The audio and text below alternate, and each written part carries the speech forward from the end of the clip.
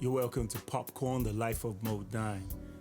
And every Thursday I will feed you guys with a little bit of information about me, Modenine, the rapper, lyricist, MC, poet, producer from Nigeria. And because a lot of people have been telling me to write a book because I got these really interesting stories. I just want to break it down from the beginning. In the trailer, I talked about me meeting a couple of people, but I just want to expatiate on that. ANIMASHAUN. Like, this is how I started rapping. Like, I've been rapping before, but I was just playing around with it, basically, you know.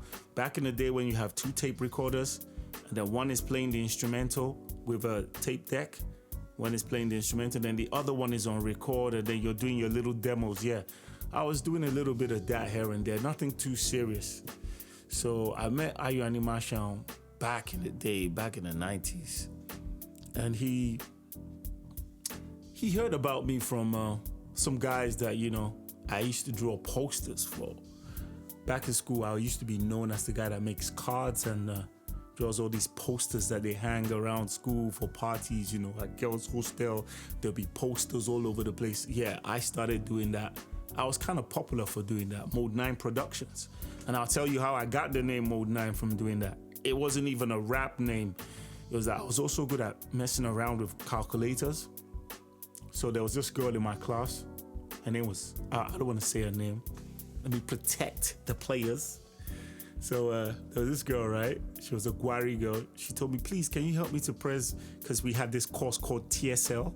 There's a land surveying course and where you have to impute figures like 2.4 times 10 raised to the power minus 85. You can't put that on your calculator. That would be 0.000000085 times and then, you know, 24.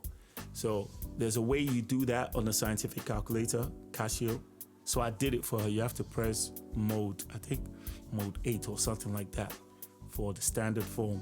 So I did that and I forgot to return it back to normal. So every little calculation she was doing on our calculator was appearing in standard form and it was driving her crazy. So the next day she saw me, she was like, hey, you messed up my calculator. Can you please return it back to its normal state?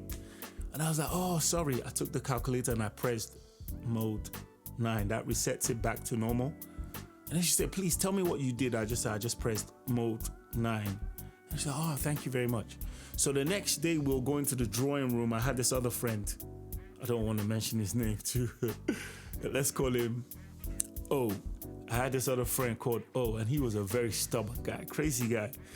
So we were in front and she was way behind. So she wanted to call my name. And then she just realized that she didn't know my name. And the only thing that she knew was mode 9. So she just screamed, mode 9, mode 9. And I was like, who the hell is saying that? Then I just remember, oh yeah, I pressed mode 9. Like, who's that? So I looked and I saw it was her. And then she was like, hey, I didn't know your name. I didn't get your name. So I just had to call you, you know, I just remembered that you pressed something mode 9. And yeah, that's why I'm calling you. So my friend was like, that's a very nice name. And I was like, oh no. I didn't really think too much about it. You know, when we got into the drawing room, another girl in my class asked me, because I was new, I was a jambite.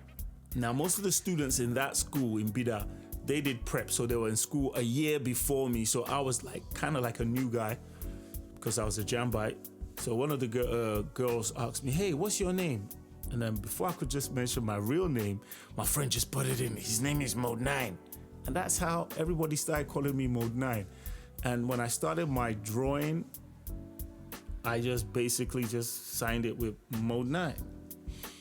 So I guess that's how ANIMASHAUN heard of me, because I wasn't really doing no rapping. You know, I was just rapping for myself. So there was a guy, I've forgotten his name. I think his name's Francis, executive club president.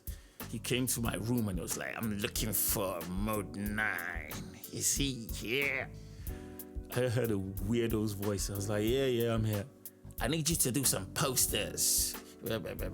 like trying to be so official and everything. But whenever you talk money, that's when they crawl back into the shell, you know? So I was like, dude, yeah, you want to do posters, it's this amount for this amount for that. The guy was like, you're charging me too much, you're charging me.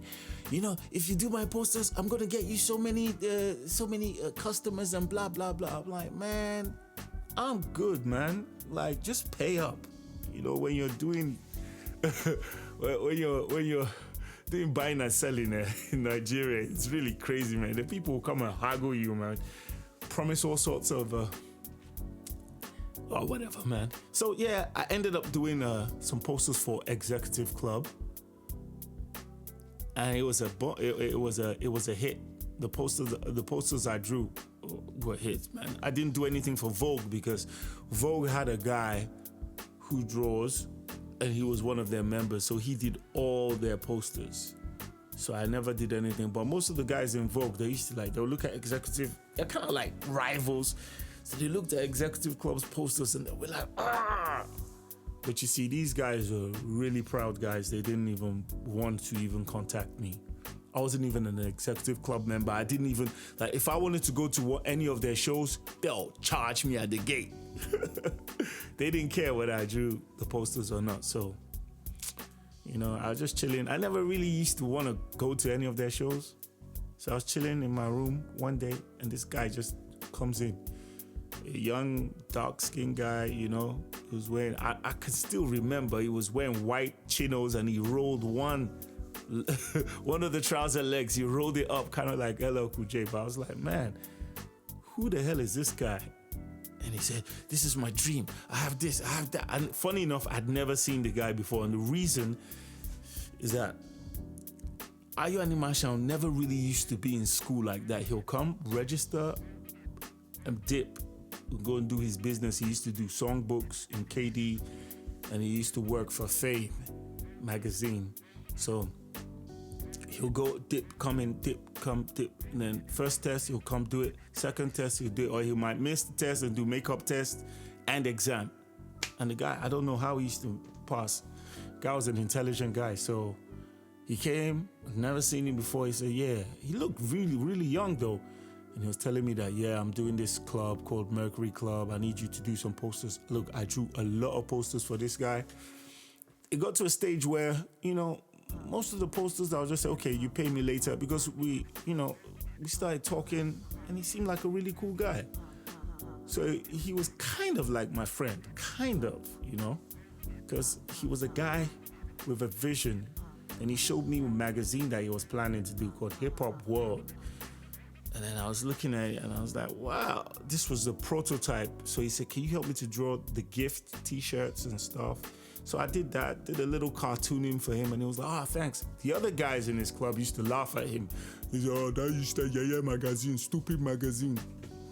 You know, but I kind of believe him, because like, if you believe in yourself, like too tough like that, he really believed in what he was doing. So I felt that, yeah, this guy could make it, man, because he has the belief. And the way he swung the Mercury Club thing off in school, that was almost like a miracle too, because rarely would they just allow you to just have a new club. You have to go to the students, what they call it, the student center to go and register, blah, blah, blah, go to the dean or whatnot. No, not the dean. You have to go to Student Affairs Office. You have to go to Student Affairs Office to go and register.